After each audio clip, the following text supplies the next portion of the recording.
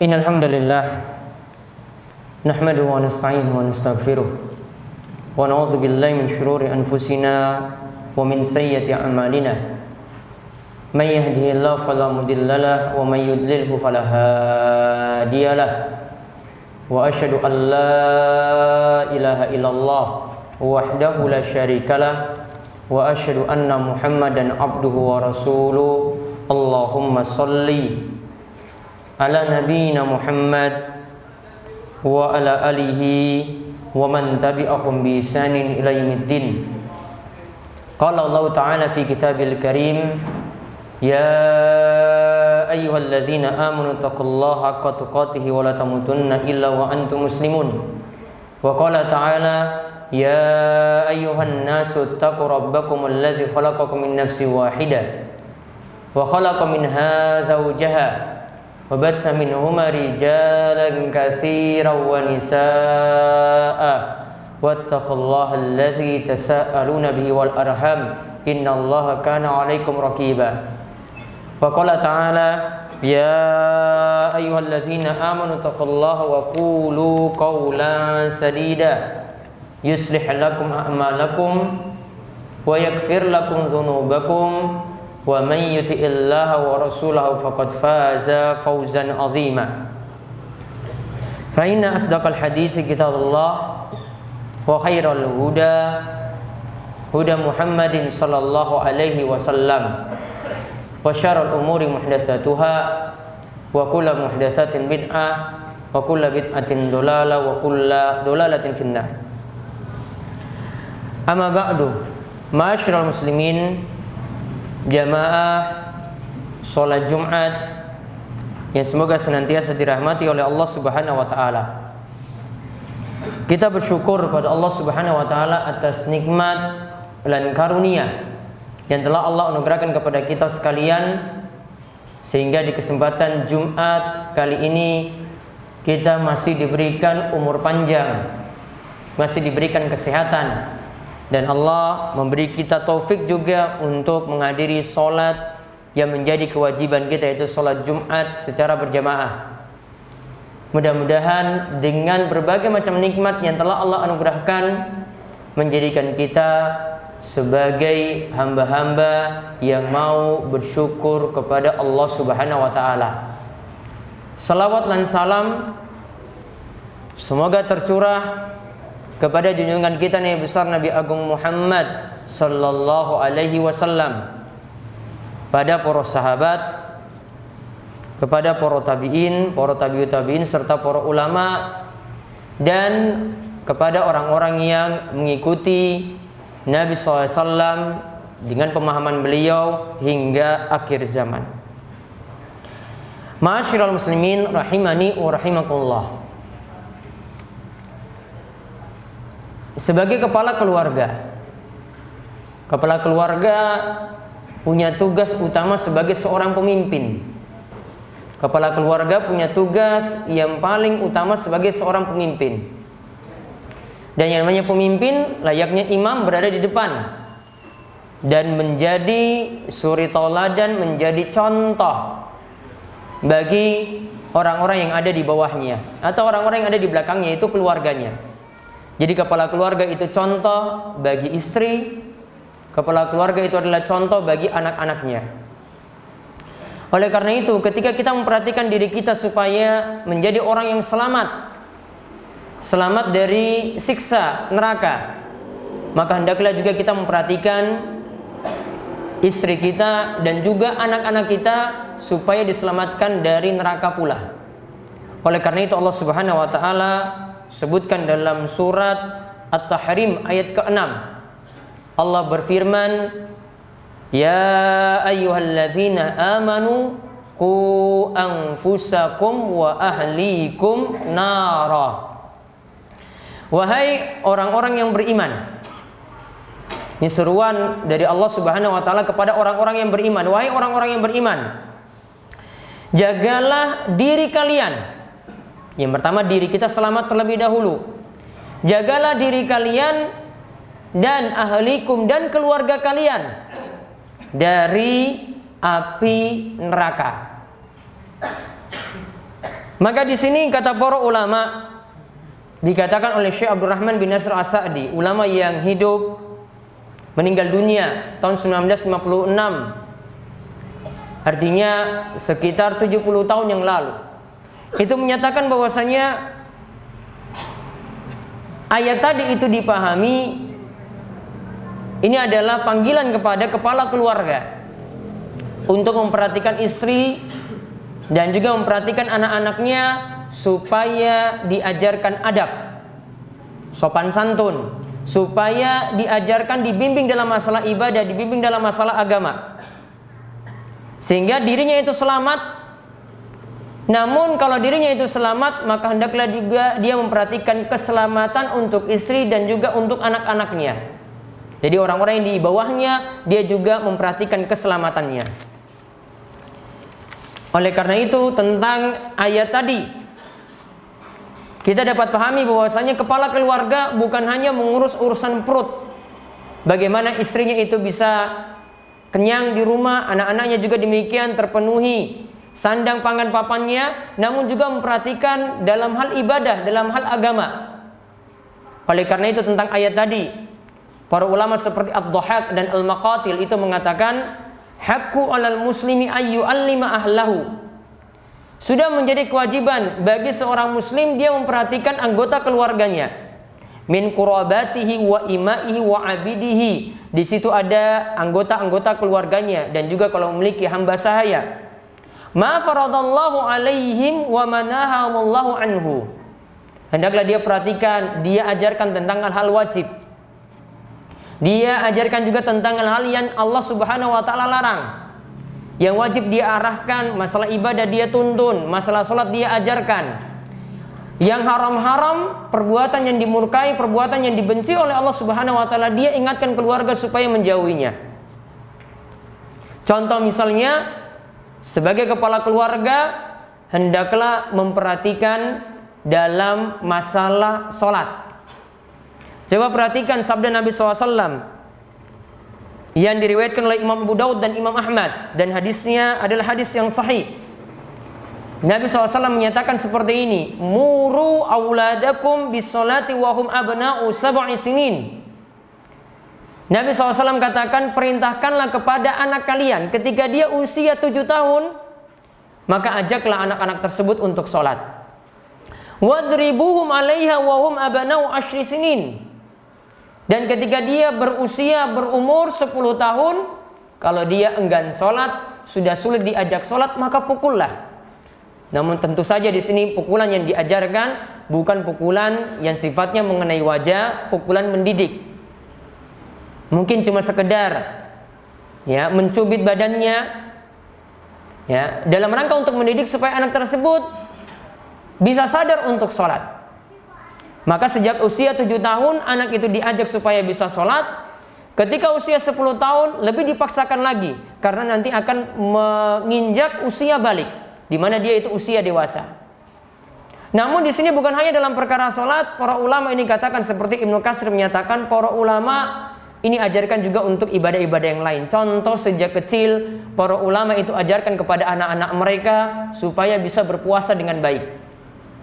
Supaya bisa berpuasa dengan baik. Tujuannya apa? Biar nanti ketika dia balik, ketika dia dewasa sudah terbiasa untuk beribadah. Ketika kecil sudah diajak untuk sholat, maka saat dia itu balik, saat dia dewasa sudah terbiasa untuk sholat.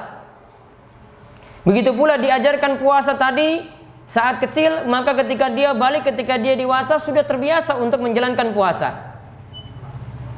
Begitu pula kata para ulama, hal-hal yang diharamkan juga diingatkan kepada anak-anak sejak dini. Biar apa? Biar anak tersebut ketika balik pun sudah terbiasa untuk menjauhi maksiat-maksiat.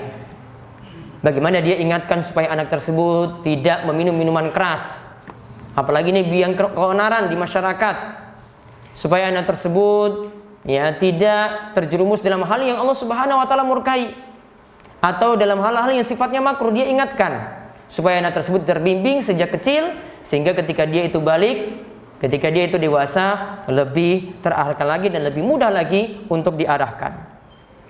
Begitu juga seorang kepala keluarga bukan hanya membimbing anak-anaknya, dia juga membimbing istrinya, mengarahkan istrinya supaya bisa beribadah dengan baik. Salah satu contoh, kalau seorang suami punya kebiasaan untuk melakukan sholat malam, sholat tahajud, maka hendaklah dia juga membangunkan istrinya, seperti yang Nabi SAW sebutkan berikut ini. Rahimallahu rajulan qama minal laili fasalla wa ayqadha imra'atahu fasallat.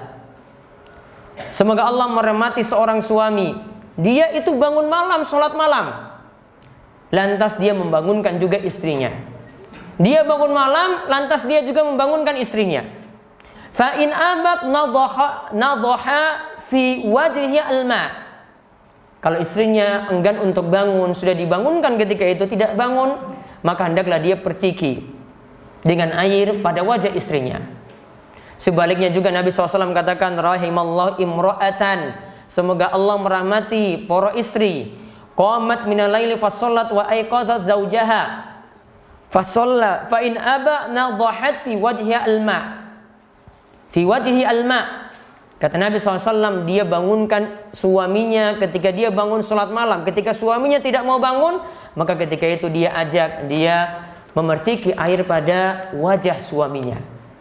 Maka kita lihat di sini, ajaran dalam agama Islam tidak hanya untuk kepentingan individu, namun kemaslahatan keluarga. Seorang suami itu selamat, seorang kepala keluarga itu selamat, dia juga menyelamatkan istri dan juga dia menyelamatkan anak-anaknya.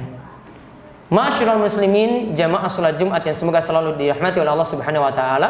Demikian khutbah pertama ini, aku qouli hadza wa astaghfirullah li wa lakum wa lisairil muslimin innahu huwas samiul alim.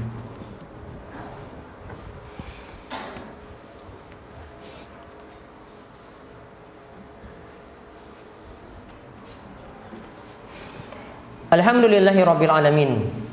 Wassalatu wassalamu ala asyrafil anbiya wal mursalin, nabiyina Muhammadin wa ala alihi wa sahbihi ajmain. Ma'asyiral muslimin rahimani wa rahimakumullah. Sebagai kepala keluarga juga ada salah satu sifat yang mesti dijauhi. Yang ini disebut oleh Nabi SAW dengan sifat dayyus. Ini disebut oleh Nabi SAW dengan sifat dayyus. Disebutkan dalam hadis sifat ini nanti akan dijelaskan oleh Nabi SAW. Nabi katakan, salasatun qad haramallahu alaihimul jannah. Ada 3 perkara yang Allah akan mengharamkan bagi seorang itu surga. Allah akan mengharamkan bagi seorang itu surga. Artinya dia sangat sulit untuk masuk surga. 3 hal ini kata Nabi SAW, mudminul khamri, pecandu minuman keras. Yang kedua, wal'aku, yaitu anak yang durhaka pada orang tuanya, membuat kecewa orang tua, membuat orang tua itu marah, membuat orang tua itu bersedih. Kemudian yang ketiga, kata Nabi SAW, ad-dayyus, yaitu laki-laki yang punya sifat dayyus. Dayyus itu apa kata Nabi SAW? Alladzi yuqirru fi ahli al-khubtha.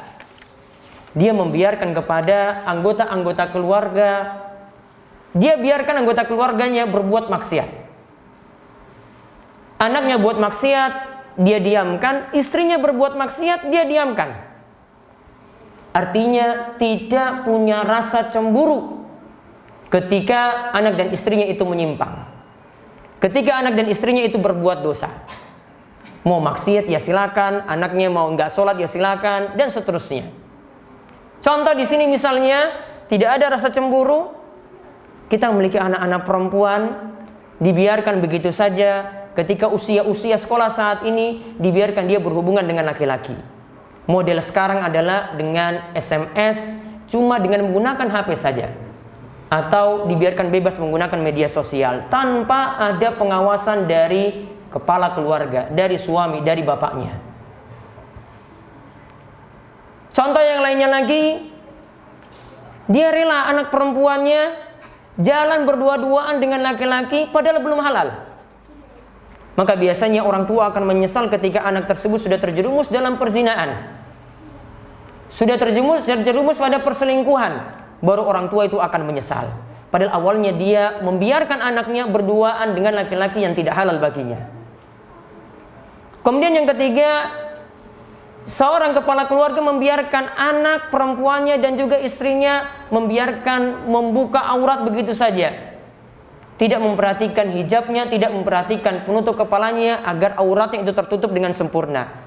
Padahal Allah telah ingatkan dengan menutup aurat ini lebih menjaga diri seorang wanita. Contoh lagi yang lainnya, seorang kepala keluarga membiarkan di rumahnya masuk majalah-majalah, masuk tayangan-tayangan televisi yang itu berbau porno dan berbau mesum. Tidak ingin dialihkan kepada tayangan yang lain, tidak ingin majalahnya itu untuk dihilangkan, dia biarkan atau tidak ada peduli sama sekali pada tindakan-tindakan semacam itu. Sama halnya juga kalau kepala keluarga di rumahnya membiarkan anak-anaknya melihat tayangan-tayangan atau membaca majalah-majalah yang ini dapat merusak akidah. Contoh misalnya adalah membaca atau melihat tayangan-tayangan yang ada ramalan-ramalan nasib. Dikenal di kalangan anak muda dengan ramalan-ramalan bintang.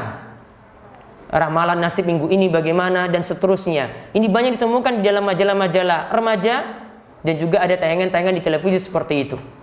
Tidak ambil peduli untuk keselamatan anak dan istrinya yang ada di rumah. Maka kita mohon kepada Allah Subhanahu wa taala, semoga Allah Subhanahu wa taala menjauhkan diri kita dari berbagai macam maksiat. Anggota keluarga juga dijauhkan dari berbagai macam maksiat. Kita dianugerahkan keluarga yang sakinah mawaddah warahmah dan anak dan istri yang menjadi qurrata ayun, yang menjadi penyejuk mata. Dan Allah Subhanahu wa taala juga menganugerahkan kepada kita kebahagiaan dalam diri kita dan keluarga kita, selamat di dunia dan akhirat. Di akhir khutbah ini kami ingatkan untuk berselawat kepada Nabi SAW di hari Jumat yang penuh berkah ini. Kita diingatkan untuk memperbanyak selawat kepada beliau. Siapa yang berselawat kepada Nabi SAW sekali, maka Allah akan membalas selawatnya sebanyak 10 kali. Inna Allaha wa malaikatahu yusholluna ala nabi ya ayyuhalladzina amanu sallu alaihi wa sallimu taslima. Allahumma salli ala Muhammad wa ala ali Muhammad kama sallaita ala Ibrahim wa ala ali Ibrahim innaka Hamidun Majid. Allahumma barik ala Muhammad wa ala ali Muhammad kama barakta ala Ibrahim wa ala ali Ibrahim innaka Hamidun Majid. Marilah kita panjatkan doa pada Allah di hari Jumat yang penuh berkah ini, di hari Jumat yang juga Allah mudah untuk mengabulkan hajat-hajat dan doa-doa kita. Kita berdoa dengan tulus dan ikhlas, mudah-mudahan Allah memperkenankan setiap doa-doa kita. Allahumma fir lil muslimina wal muslimat wal mu'minina wal mu'minat al ahya'i minhum wal amwat innaka sami'un qaribun mujibud da'wat. Allahumma qsim lana min khasyatika ma yahulu bihi bainana wa baina ma'siyatik wa min ta'atika ma tuballighuna bihi jannatak wa minal yaqini ma tuhawwinu bi alaina masa'ibad dunya. Allahumma matti'na bi asma'ina wa absarina wa quwwatina ma ahyaitana waj'alhu waritha minna waj'al tha'rana ala man zalamana wansurna ala man adana wa la taj'al musibatana fi dinina wa la taj'alid dunya akbar hammina wa la mablagha ilmina wa la tusallit alaina man la yarhamuna. Allahumma alif baina qulubina wa aslih dhata bainina wahdina subulas salam wa najina minadh dhulumati ila nur wa jannibna al fawahisha ma dhahara minha wa ma batan wa barik lana fi asma'ina wa absarina wa qulubina wa azwajina wa dzurriyyatina wa tub alaina innaka antat tawwabur rahim. Rabbana hab lana min azwajina wa dzurriyyatina qurrata a'yun waj'alna lil muttaqina imama. Rabbana hab lana min azwajina wa dzurriyyatina qurrata a'yun waj'alna lil muttaqina imama. Rabbana hab lana min azwajina wa dzurriyyatina qurrata a'yun waj'alna lil muttaqina imama. Rabbana atina fid dunya hasanah wa fil akhirati hasanah wa qina adzabannar. Wa sallallahu ala nabiyyina Muhammadin wa ala alihi washabbihi ajma'in wa man tabi'ahum bi ihsan ila yaumiddin wa akhiru da'wana anil hamdulillahi rabbil alamin. Aqimus shalah.